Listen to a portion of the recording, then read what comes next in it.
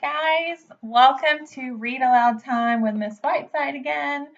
First of all, I need to tell you an apology. I have not been reading this book to you as often as I wanted, and I will tell you why. I have enjoyed Charlotte's Web so much with you that I knew that this chapter was coming, and it made me a little sad to think about doing it. There's been a lot of changes right now in our world and for all of us. And I just didn't want to do anything sad, to be honest. But I started thinking about it and I started thinking, it's not really fair to them. I'm going to put my hair down. It looks special, but there we go. I started thinking about it and it's not fair to you guys to not get to see the rest of the story. So even though it's a little sad, we're going to go on with it. This chapter is called The Last Day or Last Day, chapter 21. Okay. If you remember, the last time that we read was chapter 20, and it was a great chapter. So, the big fair happened, and Wilbur was there, and he was able to get an award because everyone knew about him, and he was like one of the best pigs. And although other pigs like Uncle won an award too, he was that really big pig that was next to Wilbur. But the other award that Wilbur got was just an award for his um, famous reputation and the fact that he brought a bunch of people to the fair that wouldn't have normally come. And Mr. Zuckerman, this is a huge deal for him. It's like the biggest thing that's ever happened to him. His whole family got to go up in the middle of the fair in front of everybody and receive the award. And it was just all good. Even Charlotte was super happy. She wasn't there, but she heard on the loudspeaker all the good things they were saying, and she knew that Wilbur was safe. Because remember, the whole point of Charlotte starting anything about her web was so that Wilbur wouldn't get eaten. What they normally do with pigs, they usually kill them and use them for meat. So Wilbur was so sad about that, and Charlotte befriended him and promised to save him. And this was the way she was going to save him, is make him famous and write some things about him in her web. So let's go ahead and look at chapter 21. It's called The Last Day. I have my Kleenexes because it's sad. Charlotte and Wilbur were alone now. The families had gone to look for Fern. Templeton was asleep, and Wilbur lay resting after the excitement and the strain of the ceremony. His medal still hung from his neck, and by looking out of the corner of his eye, he could see it. Charlotte, said Wilbur after a while, why are you so quiet? I'd like to sit still, she said. I've always been rather quiet. Yes, but you seem specially quiet today. Do you feel all right? A little tired, perhaps, but I feel peaceful. Your success in the ring this morning was, to a small degree, my success. Your future is assured. You will live, secure and safe, Wilbur. Nothing can harm you now. These autumn days will shorten and grow cold. The leaves will shake loose from the trees and fall, and Christmas will come and the snows of winter. And you're going to live to enjoy the beauty of the frozen world. For you mean a great deal to Mr. Zuckerman, and he will not harm you, ever. Winter will pass, and the days will lengthen, and the ice will melt in the pasture pond. The song sparrow will return and sing. The frogs will awake. The warm wind will blow again. All these sights and sounds and smells will be yours to enjoy, Wilbur. This lovely world, these precious days. Charlotte stopped. A moment later a tear came to Wilbur's eye. Oh, Charlotte, he said, to think that when I first met you, I thought you were cruel and bloodthirsty. And when he recovered from his emotion, he spoke again.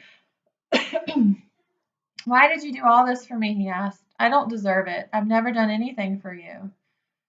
You have been my friend, replied Charlotte, and that in itself is a tremendous thing.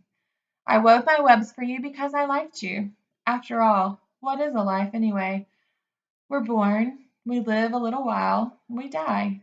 A spider's life can't help being something of a mess with all of this trapping and eating flies, but by helping you, perhaps, I was trying to lift my life up a little.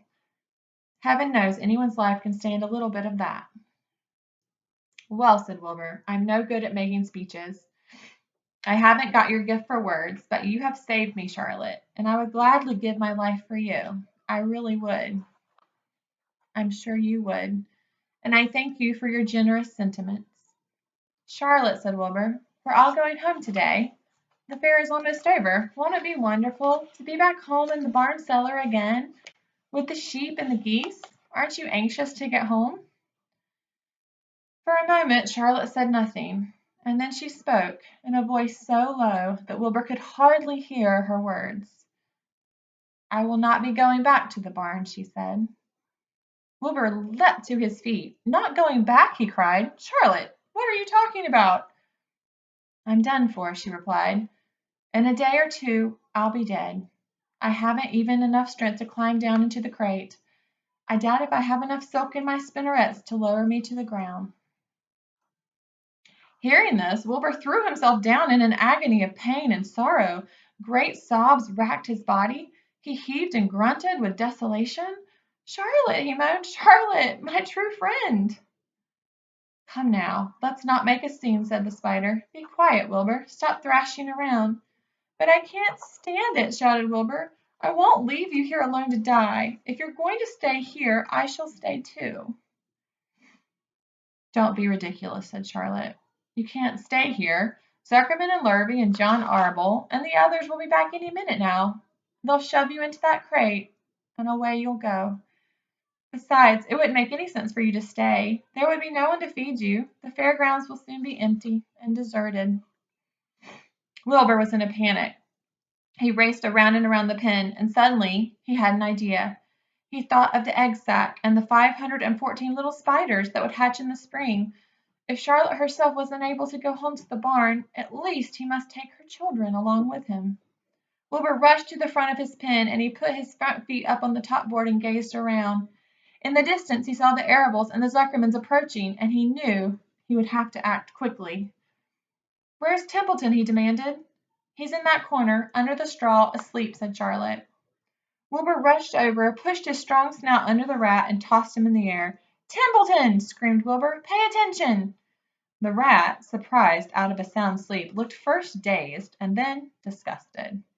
What kind of monkey shine is this? He growled. Can't a rat catch a wink of sleep without being rudely popped into the air?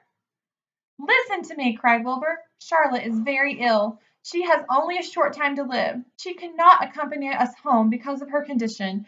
Therefore, it is absolutely necessary I take her egg sack home with us. I can't reach it, and I can't climb. You're the only one that can get it. There's not a second to be lost. The people are coming. They'll be here in no time. Please, please, please, Templeton, climb up and get the egg sack. The rat yawned. He straightened his whiskers and he looked up at the egg sack. So, he said in disgust, so it's old Templeton to the rescue again, is it? Templeton, do this. Templeton, do that. Templeton, please run down to the dump and get me a magazine clipping. Templeton, please lend me a piece of string so I can spin a web. Hurry, said Wilbur. Hurry up, Templeton. But the rat was not in a hurry. He began imitating Wilbur's voice. So it's hurry up, Templeton, is it? He said. Ho, ho, and what thanks do I ever get for these services? I would like to know that. Never a kind word for old Templeton, only abuse and wisecracks and side remarks. Never a kind word for a rat. Templeton, said Wilbur in despair, if you don't stop talking and get busy, all will be lost, and I will die of a broken heart. Please climb up. Templeton lay back in the straw. Lazily, he placed his paws behind his head and crossed his knees in complete relaxation. Die of a broken heart, he mimicked. Oh, how touching. My. I notice it's always me you come to when you're in trouble, but I've never heard of anyone's heart breaking on my account. Oh, no, who cares anything about old Templeton? Get up, screamed Wilbur. Stop acting like a spoiled child. Templeton grinned and laid still. Who made trip after trip to the dump, he asked. Why, it was old Templeton. Who saved Charlotte's life by scaring that Arable boy away with a rotten goose egg? Bless my soul, I believe it was Templeton. Who bit your tail and got you back on your feet this morning after you fainted in front of the crowd? Old Templeton, has it ever occurred to you that I'm sick of running errands and doing favors? What do you think I am? Anyway, a rat of all work? Wilbur was desperate. The people were coming. The rat was failing him, and suddenly he remembered Templeton's fondness for food. Templeton, he said, I will make you a solemn promise. Get Charlotte's egg sack for me, and from now on I will let you eat first when Lurvy slaps me. I will let you have your choice of everything in the trough. I won't touch a thing till you're through. The rat sat up. Do you mean that? He said. I promise. Cross my heart. All right, it's a deal, said the rat. He walked to the wall. He started to climb. His stomach was still swollen from last night. Groaning and complaining, he pulled himself slowly to the ceiling. He crept along till he reached the egg sack. Charlotte moved to the side for him. She was dying, but she still had strength enough to move a little. Then Templeton bared his long, ugly teeth and snipped at the threads that fastened the sack to the ceiling. Wilbur watched him from below. Use care, he said. I don't want a single one of those eggs harmed. This stuff sticks in my mouth, complained the rat. It's worse than caramel candy. But Templeton worked away at the job and managed to cut the sack adrift and carried it to the ground, where he dropped it in front of Wilbur. Wilbur heaved a sigh of relief. Thank you, Templeton, he said. I will never forget this as long as I live. Neither will I, said the rat, picking his teeth. I feel as though I had eaten a spool of thread. Well, home we go. Templeton crept into the crate and buried himself in the straw. He got out of sight just in time. Lurvy and John Arbull and Mr. Zuckerman came along at that moment, followed by Mrs. Arbull and Mrs. Zuckerman and Avery and Fern. Wilbur had already decided how he would carry the egg sack. There was only one way possible. He carefully took the little bundle in his mouth and he held it there on top of his tongue. He remembered what Charlotte had told him, that the sack was waterproof and it was strong. It felt funny on his tongue and it made him drool, and of course he couldn't say anything, but as he was being shoved into the crate, he looked up at Charlotte and he gave her a wink. This is when you need the Kleenex. She knew he was saying goodbye, the only way that he could, and she knew her children were safe. Goodbye, she whispered. Then she summoned all her strength and she waved one of her front legs at him. She never moved again. The next day, as the Ferris wheel was being taken apart and the racehorses were being loaded into the van and the entertainers were packing up their belongings and driving away in their trailers, Charlotte died. The fairgrounds were soon deserted. The sheds and the buildings were empty, and they were forlorn. The infield was littered with bottles and trash. Nobody of the hundreds of people that had visited the fair knew that a gray spider had played the most important part of all. No one was even with her when she died. Oh, isn't that awful? I knew it was going to be a hard chapter. But as things are with most hard things, there is good on the other side. So the next chapter is called A Warm Wind. And it is about what happens when they return to the farm. And it's the last chapter of the book. So even though Charlotte isn't with us anymore, there's still something to look forward to. Wilbur has some little spiders that are supposed to be born. So I hope that you'll join me for the next reading. Thanks for sticking with me with the sadness. I knew it would be sad. I'll see you later, next time. Bye. Miss you.